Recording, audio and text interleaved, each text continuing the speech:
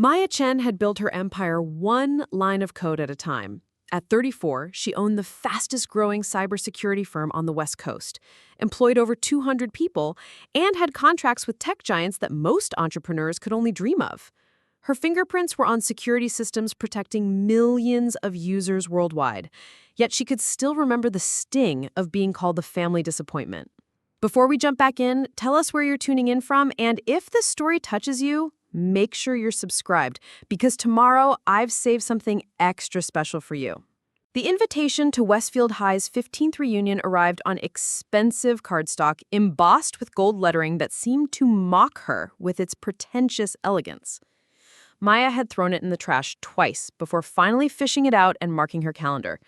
She told herself she was going to prove something, but deep down she knew she was walking into a battlefield where the weapons were whispers and the wounds were made of memory.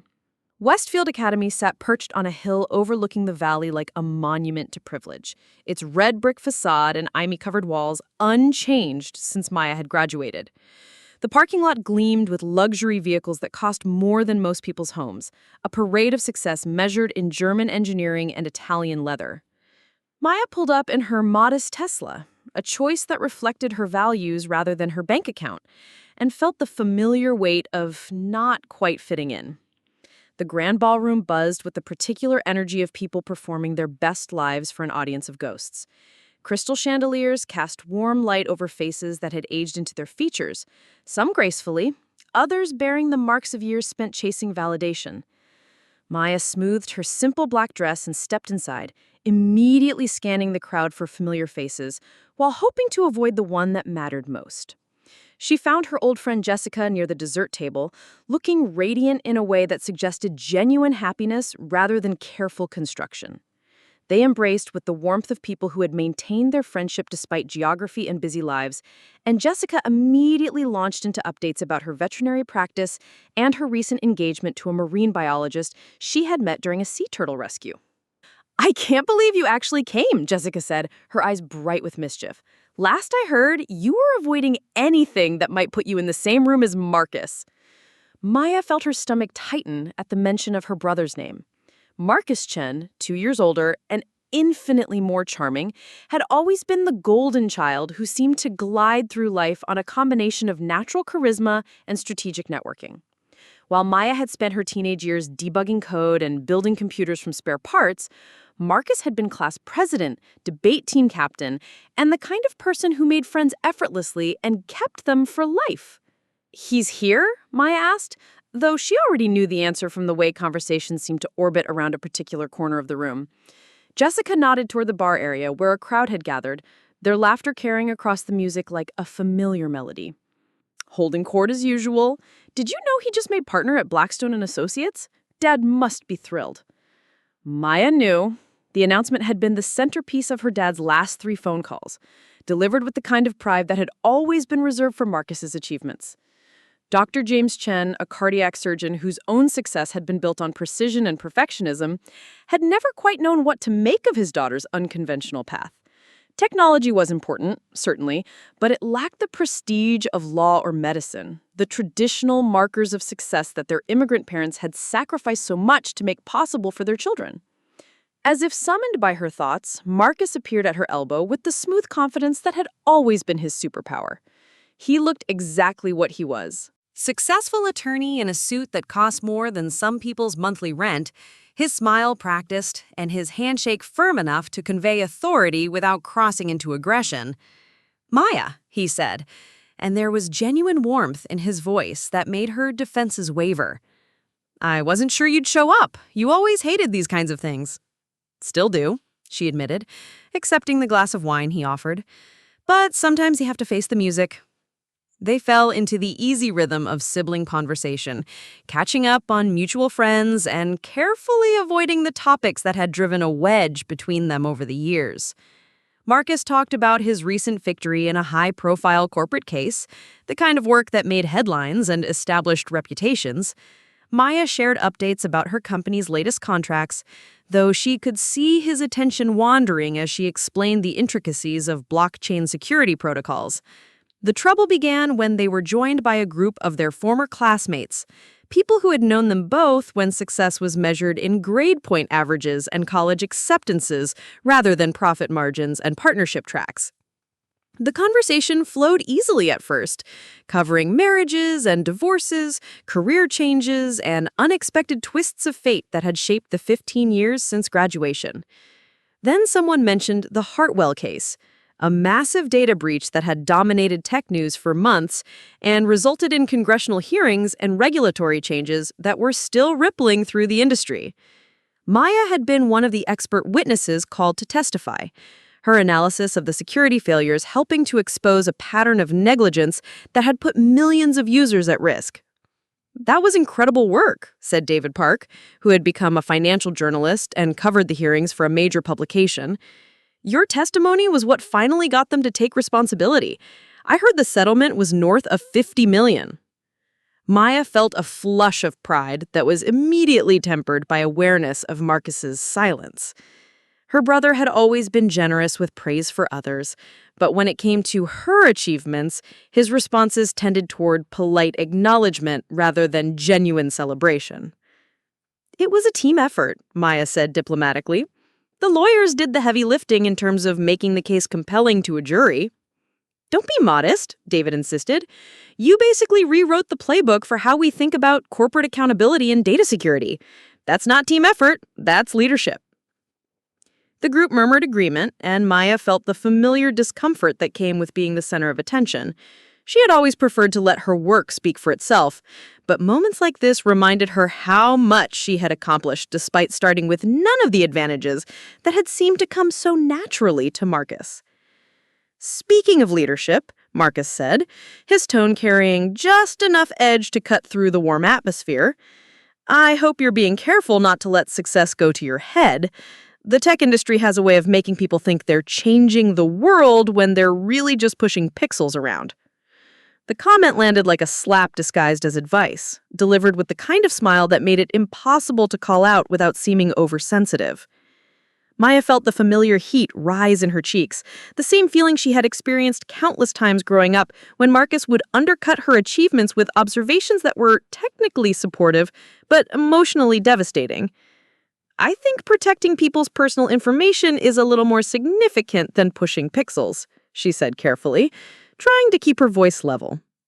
"Of course it is," Marcus agreed readily. "I'm just saying that sometimes people in tech can get a little carried away with their own importance.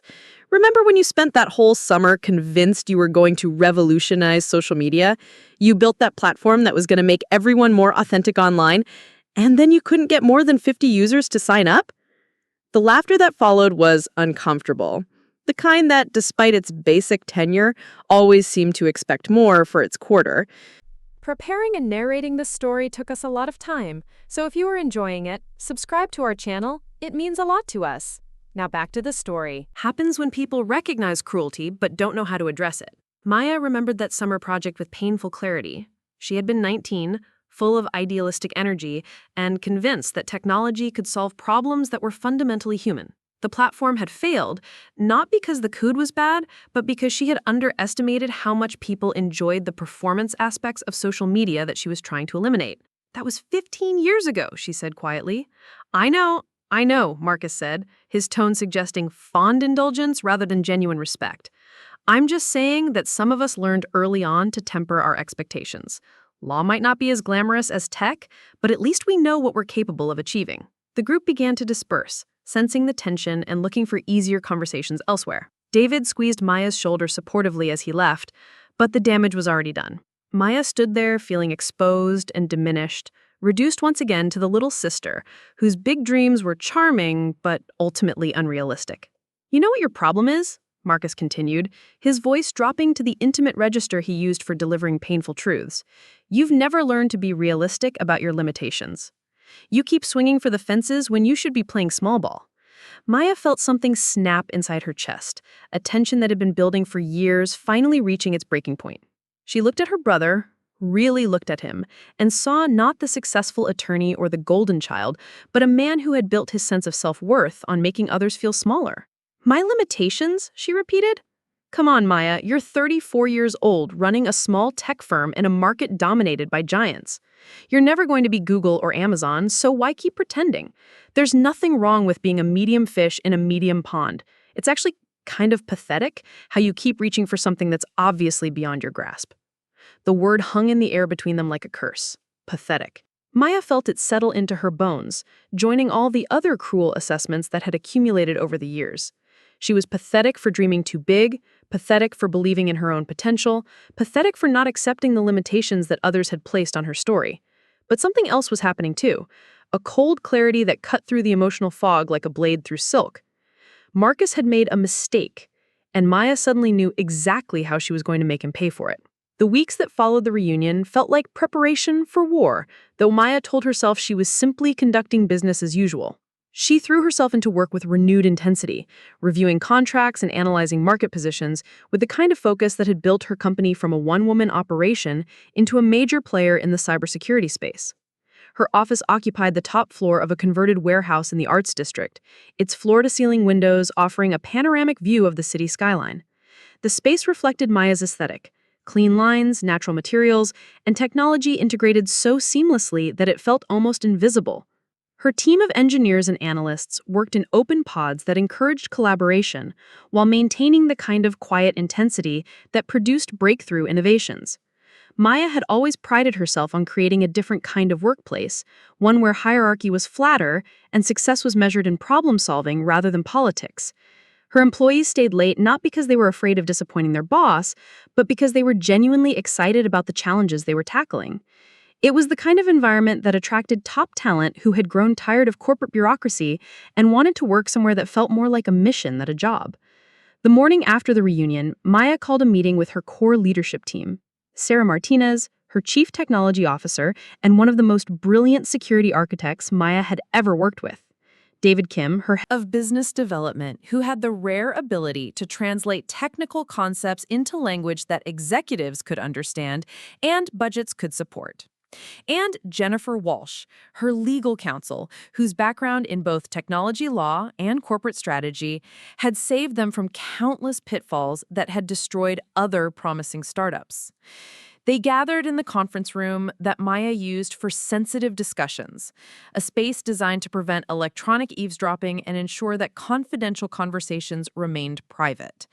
The irony was not lost on her that she was about to discuss industrial espionage in a room specifically built to prevent it.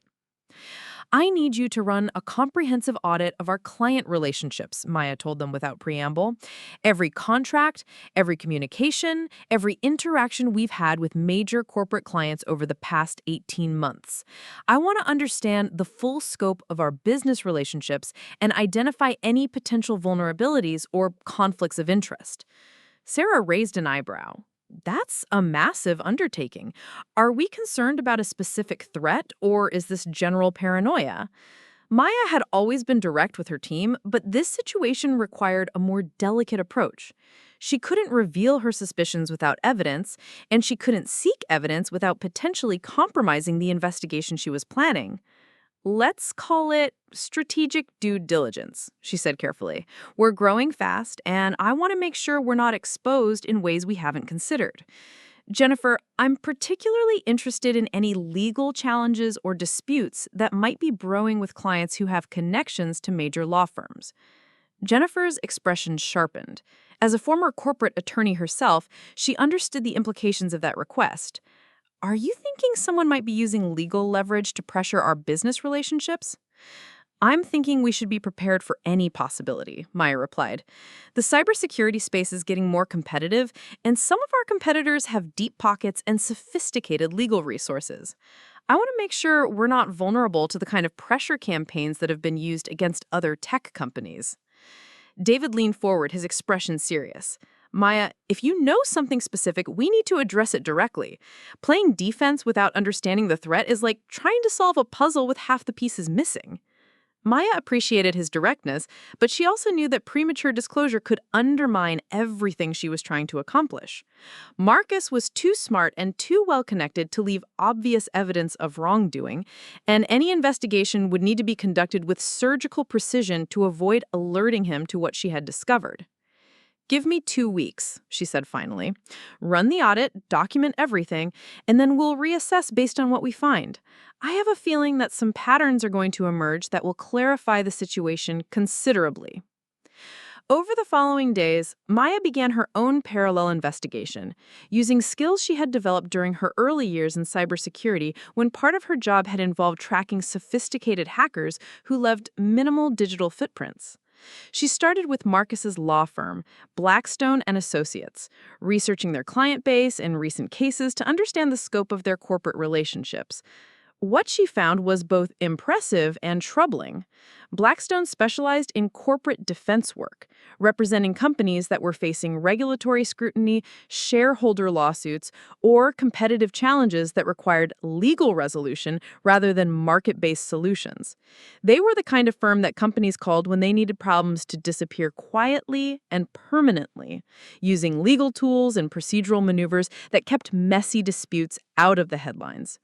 More specifically, Maya discovered that Blackstone had been retained by 3 companies that were direct competitors to her own firm, representing them in disputes related to contract negotiations.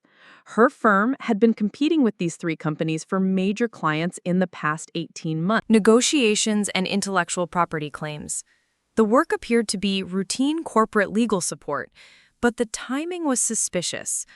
All 3 retainers had been signed within the past 6 months, shortly after Maya's company had been awarded several high-profile contracts that had generated significant industry attention. The breakthrough came when Maya was reviewing her own company's business development records and noticed a pattern she had initially dismissed as coincidental. Several potential clients had expressed strong interest in her services, proceeded through detailed technical evaluations, and then abruptly terminated negotiations without clear explanations. The timing aligned almost perfectly with the periods when Blackstone had been most active in representing her competitors. Maya felt the familiar thrill of discovery, the same rush she had experienced as a younger hacker when she finally traced a complex intrusion back to its source. The evidence was circumstantial but compelling. Marcus's firm was being used as a weapon against her business, deploying legal pressure and procedural obstacles to undermine her competitive position in ways that would be difficult to detect or prove. But circumstantial evidence wouldn't be enough to confront Marcus directly, and it certainly wouldn't be sufficient to take any kind of formal action. Maya needed something concrete, something that would demonstrate not just opportunity and motive, but actual wrongdoing that could be documented and verified. The answer came from an unexpected source.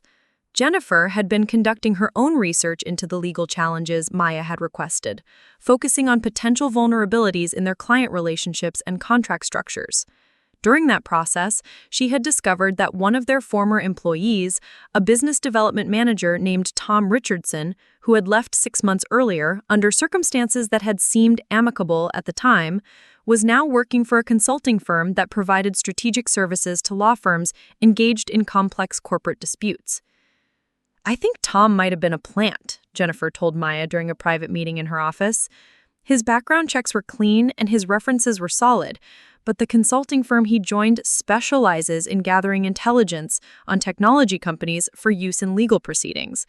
They're not exactly secretive about it, but they're very careful about how they acquire their information." Maya felt pieces of the puzzle clicking into place. Tom had been privy to sensitive information about their client relationships, their business development strategies, and their technical capabilities. If he had been reporting that information to outside parties, it would explain how their competitors had been able to anticipate their moves and position themselves advantageously in contract negotiations. "Can we prove it?" Maya asked. Jennifer shook her head. "Not directly. But I did some research into the consulting firm, and they have an interesting client relationship with Blackstone and Associates. They've been retained as expert witnesses in several of the cases Blackstone is handling, providing technical analysis and market intelligence that supports their legal arguments." Maya stared out her office window at the city skyline, watching afternoon light reflect off glass towers that housed the kind of corporate powers she was learning to navigate and confront. The scale of the conspiracy was larger than she had initially imagined, involving not just Marcus, but an entire ecosystem of professionals who had turned industrial espionage into a legitimate business practice. "What are our options?" she asked finally. "Legally speaking, we're in a difficult position," Jennifer admitted. "Corporate espionage is notoriously hard to prove, especially when it's conducted through seemingly legitimate business relationships. We could file complaints with various regulatory bodies, but that's a slow process that would generate publicity we might not want while we're still building our client base." Maya nodded, understanding the implications. A public legal battle would consume enormous resources and create uncertainty that could undermine her company's credibility with existing clients while making it harder to attract new ones. Marcus and his allies were counting on that calculation, using the legal system's complexity and expense as a shield for their activities. But Maya had built her career on finding unconventional solutions to complex problems, and she was beginning to see an approach that would turn Marcus's own weapons against him. The key was understanding that this wasn't really about law or business competition, it was about information. And information was something Maya understood better than almost anyone. That evening, Maya worked late in her office, surrounded by multiple monitors displaying streams of data that told the story of a coordinated campaign designed to undermine her company's growth and reputation. She had spent years building systems to protect against external threats, but she had never imagined that the most dangerous attack would come from someone who shared her DNA and her family dinner table. The irony was sharp. Marcus had always been the one who accused her of being unrealistic about her capabilities, but he had apparently been so threatened by her success that he had enlisted professional help to sabotage her achievements. His confidence in his own superiority had blinded him to the possibility that his little sister might be capable of fighting back with tools he didn't understand and couldn't control. Maya began to draft an email, carefully crafting language that would achieve her objectives while avoiding any statements that could be construed as threats or accusations that couldn't be substantiated. She was going to give Marcus exactly what he had always claimed to want: a realistic assessment of capabilities and limitations, delivered with the kind of precision that only came from years of experience in identifying and exploiting vulnerabilities in complex systems. The email was short, almost casual in its tone. "Marcus, I hope you enjoyed the reunion as much as I did. I've been doing some thinking about our conversation, particularly your observations about limitations and realistic expectations. I'm planning to make some strategic changes to my business approach, and I thought you might find the results interesting. I'll be in touch soon with an update on how everything develops. Maya." She sent the message at midnight, knowing that Marcus would read it first thing in the morning and spend the day wondering what she was planning. The uncertainty would eat at him, creating exactly the kind of psychological pressure that made people careless and prone to mistakes that revealed more than they intended. Maya had learned long ago that the best defense was often a good offense, and she was about to launch an attack that would demonstrate just how much she had underestimated her own capabilities while overestimating his. Maya's fingers moved across her keyboard with the fluid precision of someone who had spent decades translating thoughts into digital reality. The clock on her computer screen showed 3 in the morning, but sleep felt like a luxury she couldn't afford, while pieces of Marcus's conspiracy continued revealing themselves through careful analysis of financial records, communication patterns, and business relationships that painted a picture of systematic sabotage disguised as legitimate legal work. The breakthrough had come from an unexpected source. A routine security audit of her own company's digital infrastructure had uncovered evidence of sophisticated surveillance that went far beyond normal competitive intelligence gathering. Someone had been monitoring her email communications, tracking her client meetings, and analyzing her business development strategies with the kind of precision that suggested professional expertise and significant financial resources. Sarah Martinez had discovered the intrusion during a routine penetration test, a quarterly security exercise designed to identify vulnerabilities before hostile actors could exploit them. What she found instead was evidence of an ongoing surveillance operation that had been running for at least 8 months, carefully hidden within normal network traffic and designed to avoid triggering the kind of automated alerts that would have exposed less sophisticated attacks. The malware was elegant in its simplicity, a custom-built tool that captured specific types of business communications and transmitted them to external servers through encrypted channels that appeared to be routine software updates.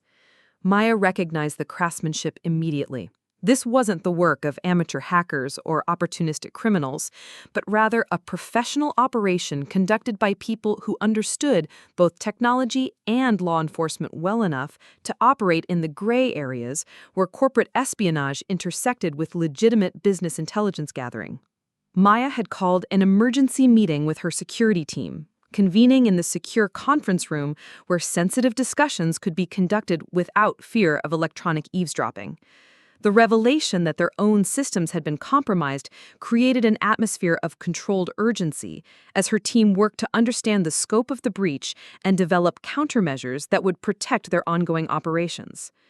The good news is that they weren't after our technical secrets or client data, Sarah explained, her laptop displaying network traffic patterns that showed the precise information that had been exfiltrated over the past months. They were specifically targeting business communications, contract negotiations, and strategic planning documents. This wasn't industrial espionage in the traditional sense. It was market intelligence gathering designed to give someone a competitive advantage in business negotiations.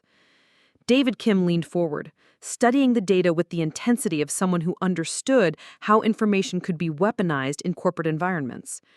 His background in business development had exposed him to the darker aspects of competitive intelligence, and he immediately grasped the implications of what Sarah had discovered.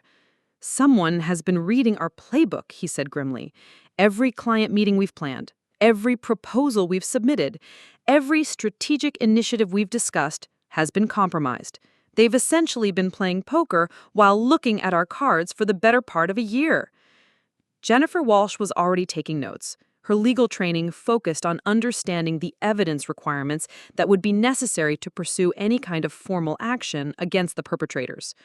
Corporate cyber intrusions occupied a complex legal landscape where proving intent and establishing damages required the kind of meticulous documentation that could withstand scrutiny from opposing counsel and skeptical judges. "We need to be very careful about how we proceed," she warned.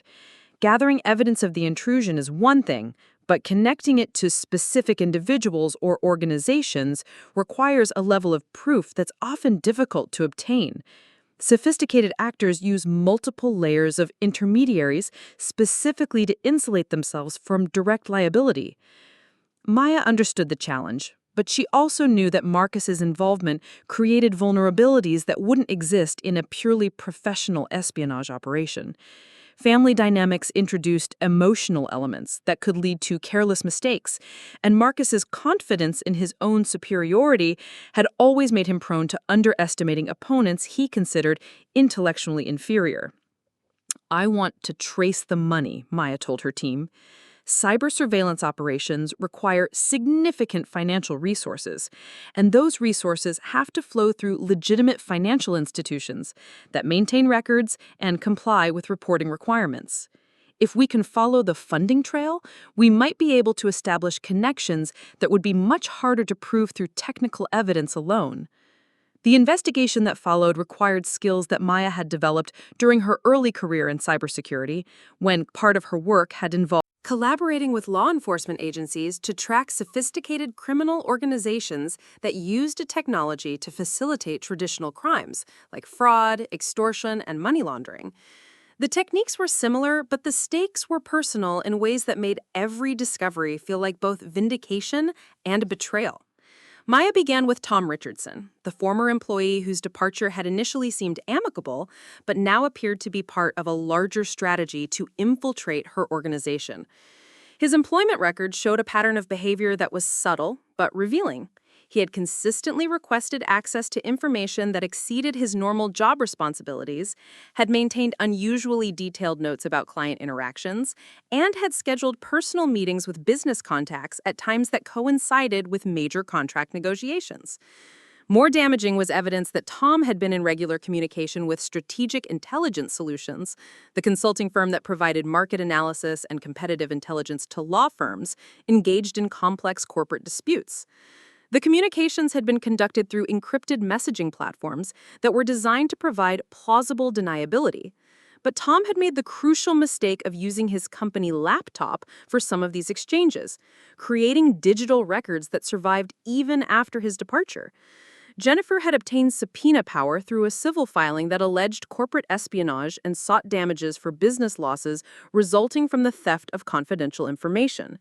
The legal strategy was carefully crafted to avoid alerting the targets while creating a framework for compelling disclosure of financial records and communication logs that would reveal the scope of the conspiracy. The financial investigation revealed connections that exceeded Maya's initial suspicions. Strategic Intelligence Solutions had received payments totaling over $200,000 from Blackstone and Associates over the past year, ostensibly for expert testimony and market analysis in cases involving technology companies. The timing of these payments corresponded almost exactly with major contract competitions that Maya's company had lost after progressing through detailed technical evaluations. More revealing were the secondary relationships that emerged through careful analysis of financial records and corporate filings. Several of the companies that had ultimately won contracts that Maya's firm had pursued were represented by law firms that maintained ongoing relationships with Blackstone and Associates, creating a network of professional connections that facilitated information sharing and strategic coordination between supposedly independent competitors. Maya realized that she was confronting not just Marcus's personal animosity, but an entire ecosystem of professionals who had turned corporate espionage into a legitimate business practice. The conspiracy involved lawyers, consultants, and business executives who viewed industrial sabotage as simply another tool for achieving competitive advantages in markets where billions of dollars were at stake. The scope of the operation was both impressive and deeply disturbing. Marcus hadn't simply tried to undermine his sister's business out of personal jealousy. He had enlisted an entire network of professionals to conduct a systematic campaign designed to destroy her company's credibility and market position. The personal betrayal was devastating, but the professional implications were even more serious.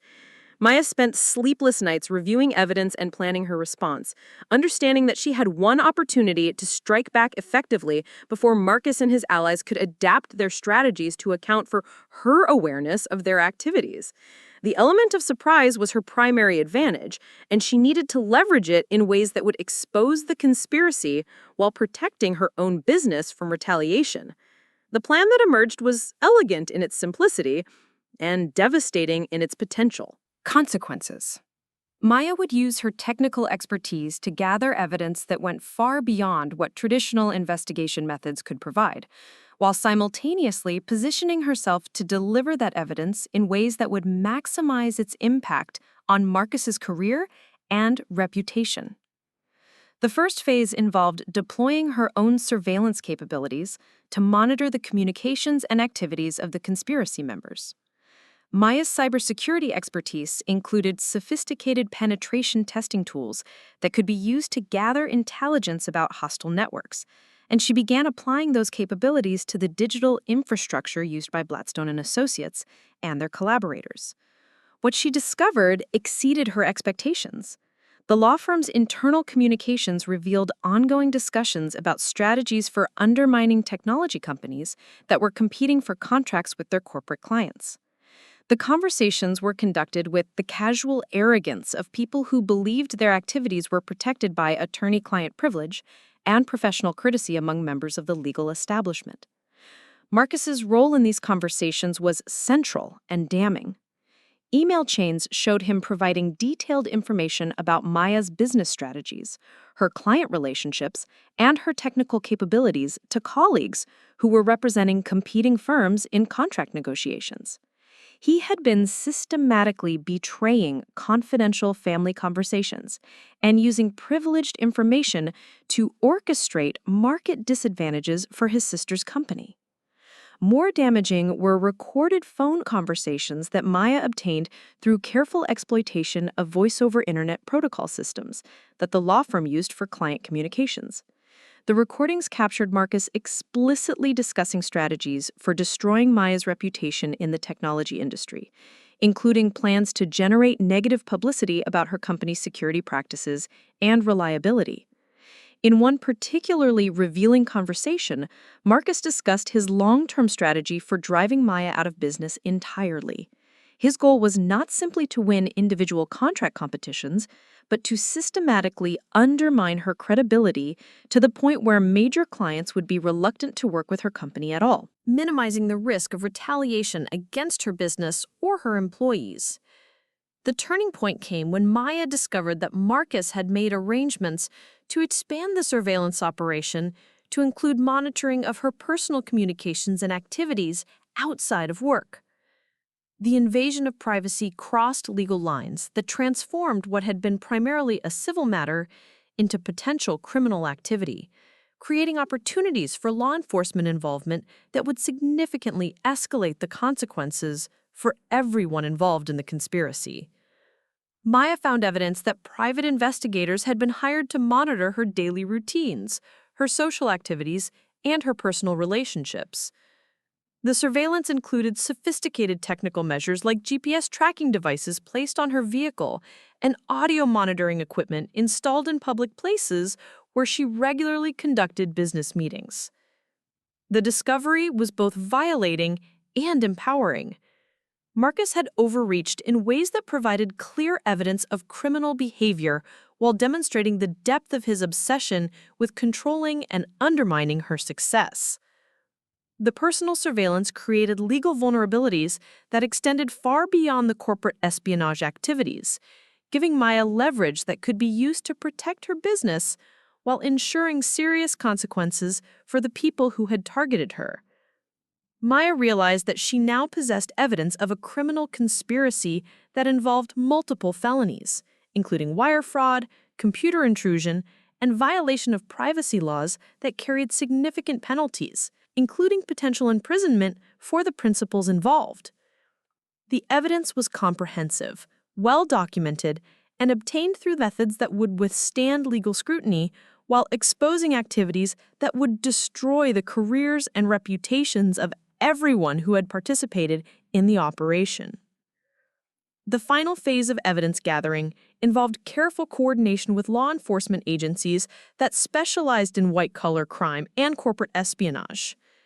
Maya worked with federal investigators to ensure that her evidence would be admissible in criminal proceedings while protecting her own legal position and maintaining the operational security necessary to prevent the targets from destroying evidence or fleeing jurisdiction. The moment of truth was approaching, and Maya knew that she had assembled a case that would not only vindicate her own position, but would also serve as a warning to others who might be tempted to use similar tactics against technology companies and entrepreneurs who threatened established business interests. The evidence revealed a pattern of criminal behavior that extended far beyond her own situation, involving systematic attacks on innovation and competition that struck at the heart of what made American business markets functional and fair.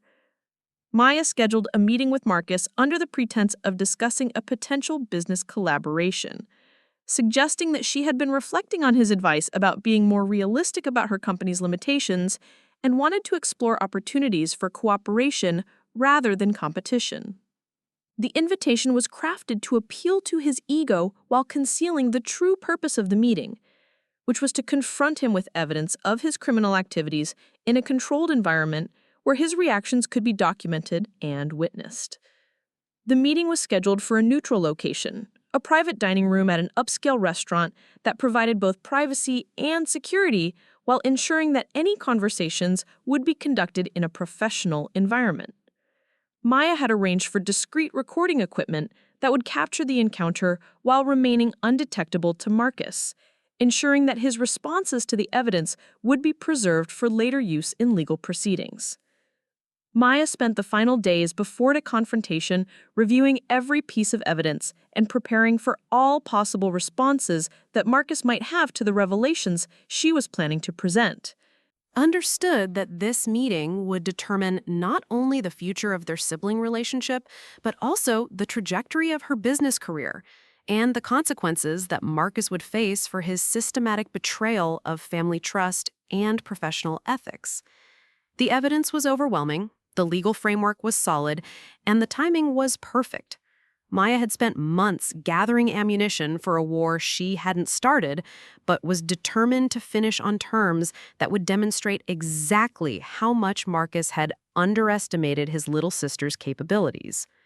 The confrontation would reveal which of them had been truly realistic about limitations and consequences, and Maya was confident that the results would surprise everyone except her.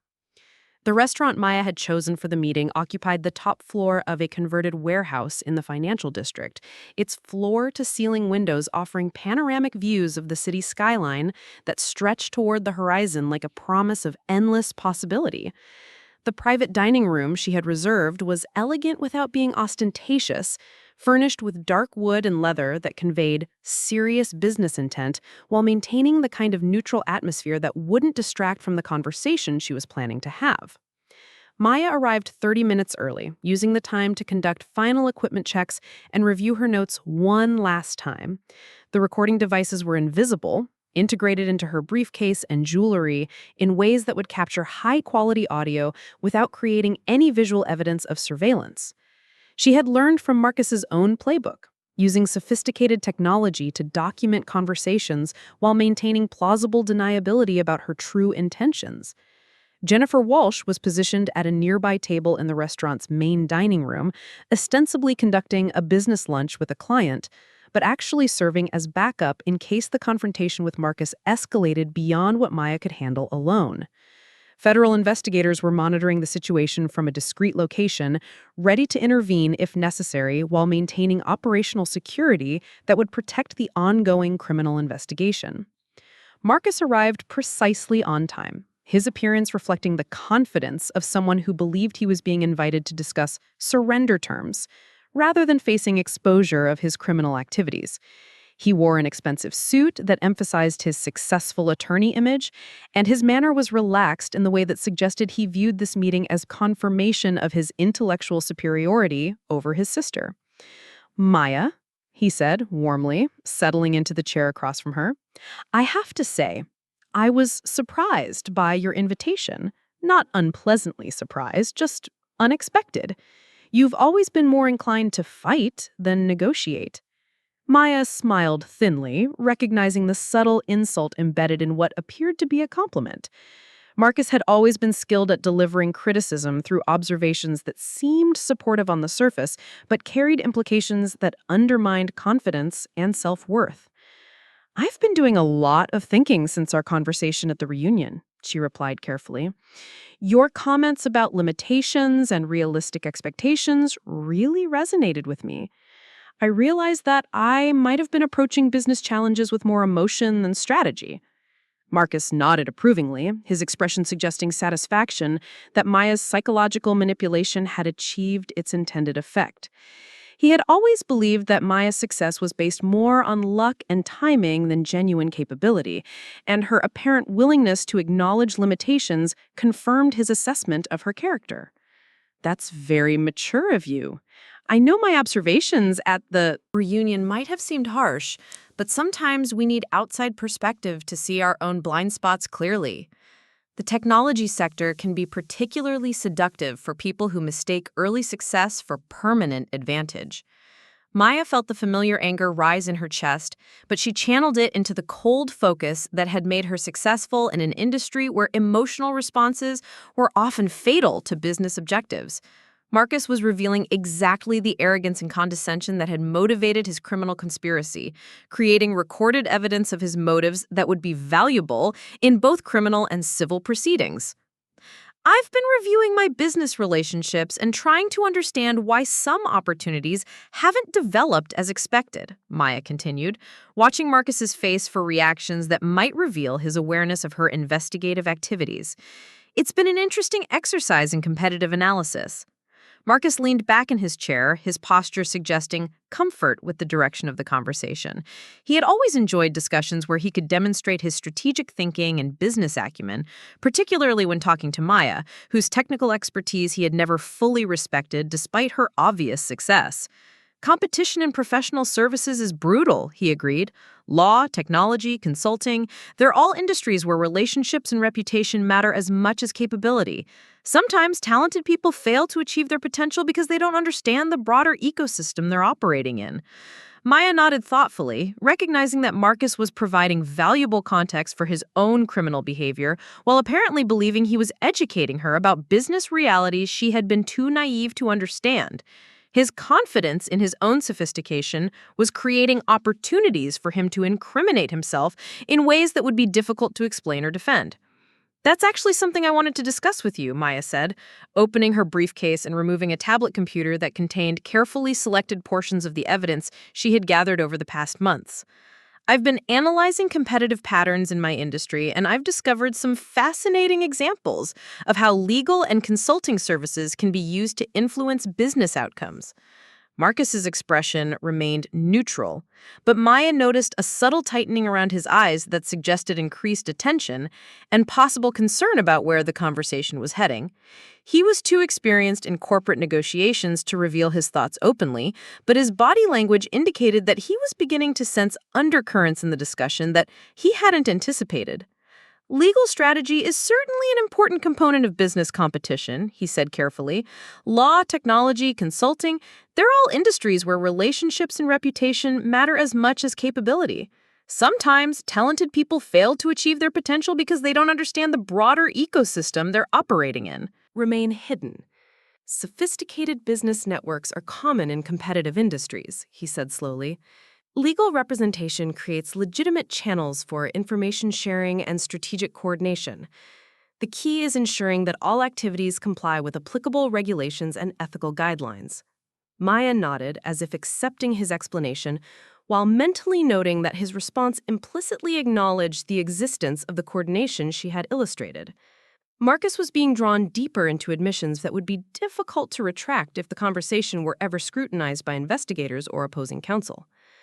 "I'm particularly interested in how consulting firms provide market intelligence to legal clients," Maya continued, navigating to another section of her presentation that showed financial flows between Blackstone and Associates and strategic intelligence solutions. The amounts involved suggest very sophisticated analytical capabilities. Marcus's composure was beginning to show signs of strain as he realized that Maya possessed detailed information about financial relationships that should have been confidential. His legal training was warning him that the conversation was moving into dangerous territory, but his ego was preventing him from simply terminating the discussion and leaving. "Intelligence gathering is a legitimate business practice," he said, his tone becoming more formal as he shifted into attorney mode. "Companies routinely conduct competitive analysis and market research to inform their strategic decisions. The legal system recognizes information as a valuable commodity that can be bought and sold like any other business asset." Maya smiled, recognizing that Marcus had just provided an excellent recorded justification for activities that would be much harder to defend when presented in their proper criminal context. His legal training was warning him that the conversation was moving into dangerous territory, but his ego was preventing him from simply terminating the discussion and leaving. Him to understand exactly how much his sister knew about his activities. The conflict between professional caution and personal curiosity was visible in his expression as he struggled to decide how to respond. "These are serious allegations," he said finally. "Corporate espionage is a federal crime with significant penalties. If you believe your company has been targeted, you should report it to appropriate law enforcement agencies rather than conducting private investigations that could compromise official proceedings." Maya laughed, a sound that was genuinely amused rather than bitter or angry. Marcus was attempting to position himself as a concerned attorney providing legal advice, apparently unaware that federal investigators were already involved and that his own communications were being monitored as part of an ongoing criminal investigation. "Oh, I've definitely been working with law enforcement," she assured him, In fact, they've been very interested in the evidence I've gathered, particularly the communications that show how legal professionals have been using their positions to facilitate criminal activities against technology companies.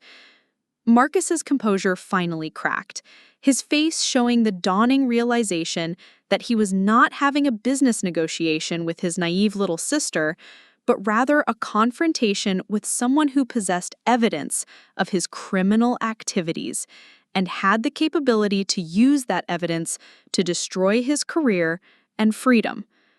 Maya, if you're suggesting that I'm involved in illegal activities, you're making a serious mistake, he said, his voice carrying the kind of controlled threat that attorneys used when they wanted to intimidate opponents without creating actionable statements.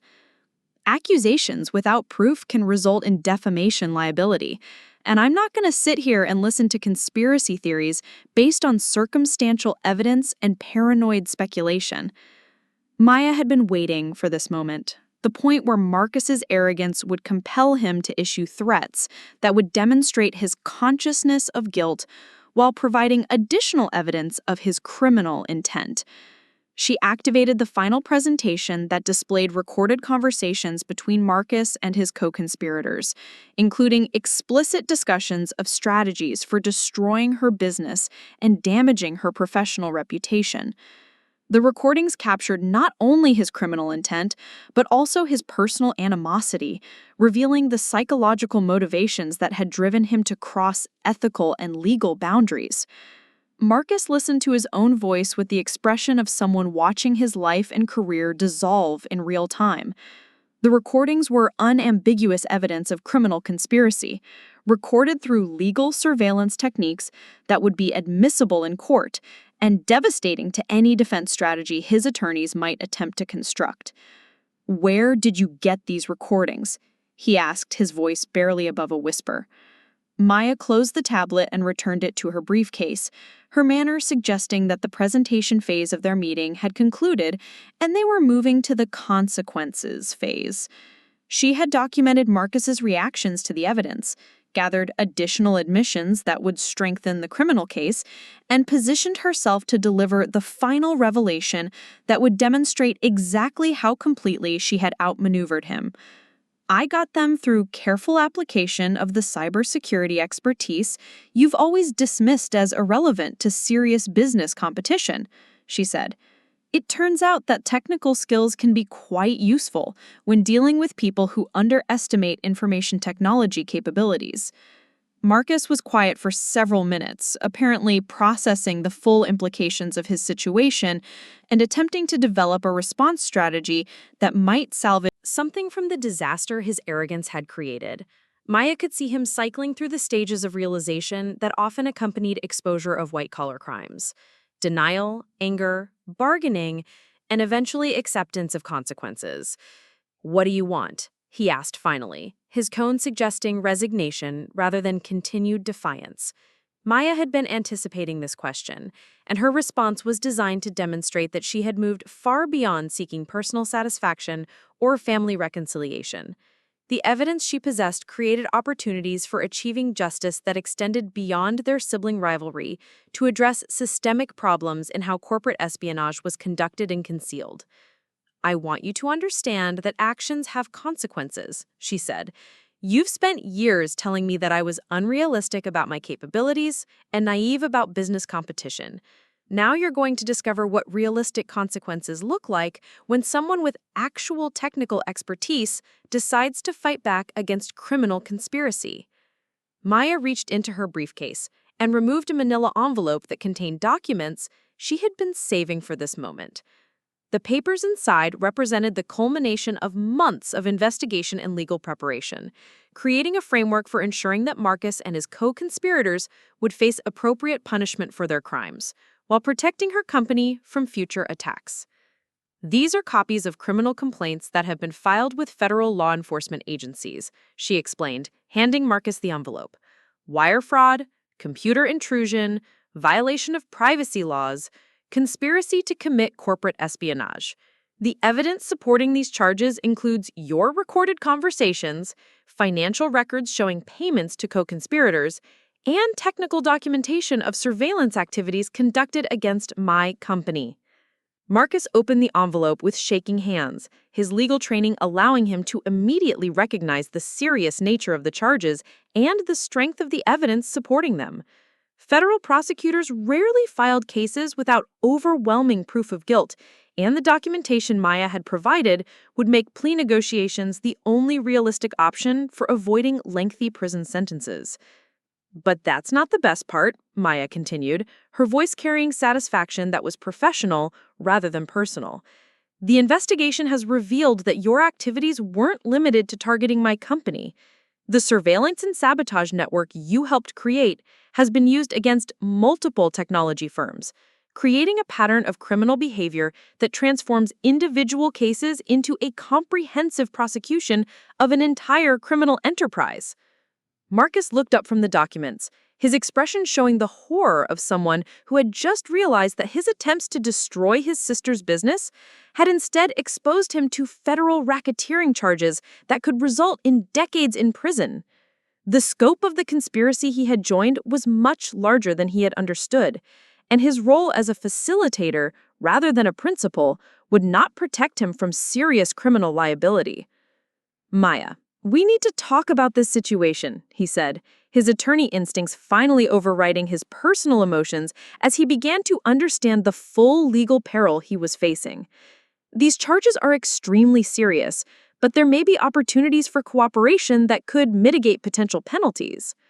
Maya shook her head, recognizing that Marcus was attempting to negotiate from a position of weakness, while still believing that his legal training gave him advantages that could be leveraged to minimize consequences. His fundamental understanding of his situation was both pathetic and revealing of the arrogance that had driven him to criminal behavior in the first place. "There's nothing to negotiate," she said firmly. "You made choices that crossed legal and ethical boundaries, and now you're going to face the consequences of those choices." The federal prosecutors handling this case aren't interested in plea bargains that would allow the principals to escape appropriate punishment. Maya stood to leave, but Marcus reached out to stop her, his expression desperate in a way that was completely foreign to his usual confident demeanor.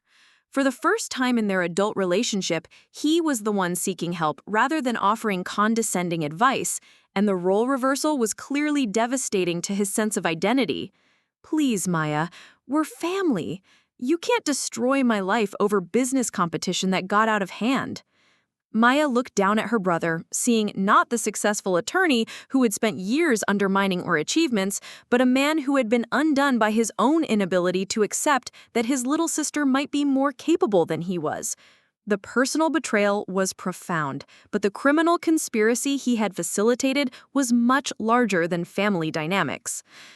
"You destroyed your own life when you decided that criminal conspiracy was an appropriate response to professional jealousy," she said. "I'm just making sure that you face appropriate consequences for choices you made voluntarily." Maya walked toward the door, pausing only to deliver the final revelation that would complete Marcus's understanding of how thoroughly he had been outmaneuvered by the sister he had consistently underestimated. "Oh, and Marcus, the reason I invited you here today wasn't just to confront you with evidence of your crimes. It was to inform you personally that the federal investigation has resulted in seizure of assets belonging to everyone involved in the conspiracy, including freezing of bank accounts and suspension of professional licenses pending criminal proceedings." Marcus's face went white as he processed the implications of what Maya had just told him.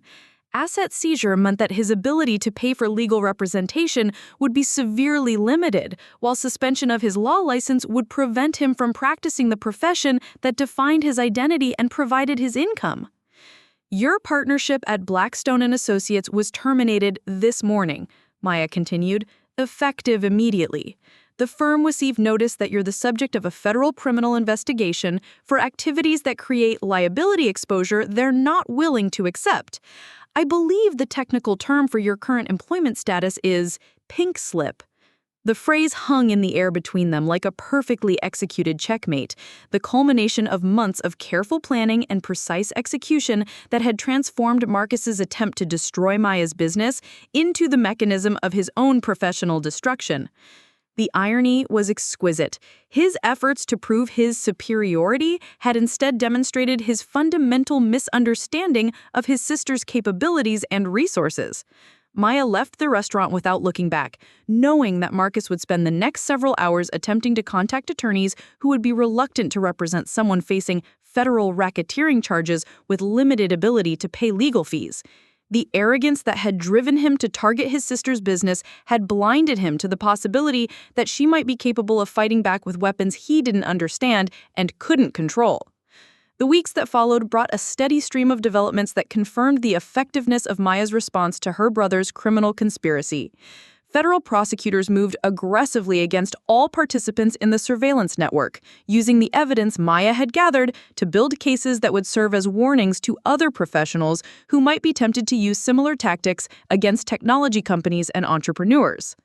Strategic Intelligence Solutions was shut down entirely, its principals facing criminal charges that would likely result in lengthy prison sentences and permanent exclusion from government contracting opportunities. The consulting firm's client base evaporated as companies sought to distance themselves from an organization that had been exposed as a criminal enterprise rather than a legitimate business intelligence provider. Blackstone Associates survived the scandal, but suffered significant reputational damage that cost them major clients enforced restructuring that eliminated dozens of positions. The law firm's managing partners made public statements distancing themselves from Marcus's activities while implementing new ethical guidelines designed to prevent similar problems in the future. Marcus himself disappeared from public view after being arrested on federal charges that included wire fraud, computer intrusion, and conspiracy to commit corporate espionage. His assets remained frozen pending resolution of criminal proceedings, and his law license was permanently revoked following disciplinary proceedings that documented his role in facilitating criminal activities against his own sister's business. Maya felt no satisfaction in her brother's destruction, but she understood that his prosecution was necessary to protect other entrepreneurs and technology companies from similar attacks. The criminal conspiracy he had facilitated represented a systematic threat to innovation and competition that required a strong response to deter future criminal behavior. More importantly, the investigation had revealed the broader network of professionals who had turned corporate espionage into a legitimate business practice, creating opportunities for prosecutorial action that would address systemic problems rather than individual cases. Maya's decision to fight back against her brother's criminal conspiracy had inadvertently exposed an entire industry of professionals who preyed on technology companies through sophisticated surveillance and sabotage operations. The personal cost of the confrontation was significant, as Maya lost any possibility of maintaining a relationship with her brother while dealing with family dynamics that had been permanently altered by revelations of Marcus's criminal behavior. Their parents struggled to understand how their successful attorney son had become involved in criminal activities, while extended family members chose sides in a conflict that divided loyalties and created lasting resentments. But Maya had also gained something valuable through the experience: absolute confidence in her own capabilities, and the knowledge that she could protect her business and her employees from sophisticated threats through careful planning and precise execution. The technical expertise that Marcus had always dismissed as irrelevant to serious business competition had proven to be the decisive factor in exposing and defeating his criminal conspiracy. Maya's company emerged from the crisis stronger and more secure, with enhanced cybersecurity capabilities that attracted new clients who valued her demonstrated ability to detect and respond to sophisticated threats. The publicity surrounding the federal prosecution generated industry recognition that positioned her firm as a leader in protecting technology companies from corporate espionage and competitive sabotage. More importantly, Maya had established herself as someone who would not be intimidated by threats or undermined by criminal conspiracy, regardless of the personal relationships involved.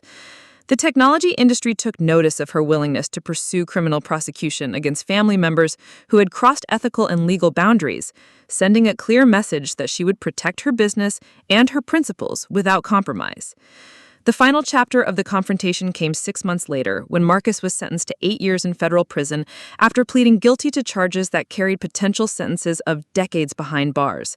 His cooperation with investigators had helped expose the full scope of the criminal network he had joined, but it had not saved him from significant punishment for choices that had destroyed his career and freedom. Maya did not attend the sentencing hearing, choosing instead to focus on building her business and supporting her employees, rather than dwelling on the consequences that Marcus had brought upon himself through criminal behavior. Achieved everything she had set out to accomplish, protecting her company from future attacks, ensuring appropriate punishment for criminal conspiracy, and demonstrating that technical expertise could be leveraged to defeat sophisticated threats from unexpected sources. The reunion confrontation that had begun with Marcus calling Maya pathetic had ended with his complete professional destruction and criminal conviction, proving conclusively which sibling had been realistic about capabilities and limitations. Maya had transformed his attempt to demonstrate superiority into evidence of criminal conspiracy, using the very technical skills he had dismissed to build the case that destroyed his career and freedom.